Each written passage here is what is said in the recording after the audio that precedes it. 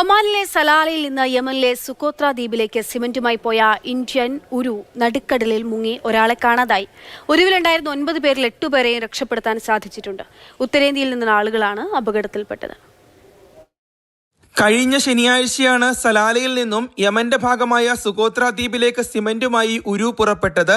ഇന്ത്യക്കാരന്റെ ഉടമസ്ഥതയിലുള്ള സഫീന അൽ സീലാനി എന്ന ഉരു സാധാരണ 3 ദിവസം കൊണ്ട് ലക്ഷ്യസ്ഥാനത്ത് എത്തേണ്ടതാണ്.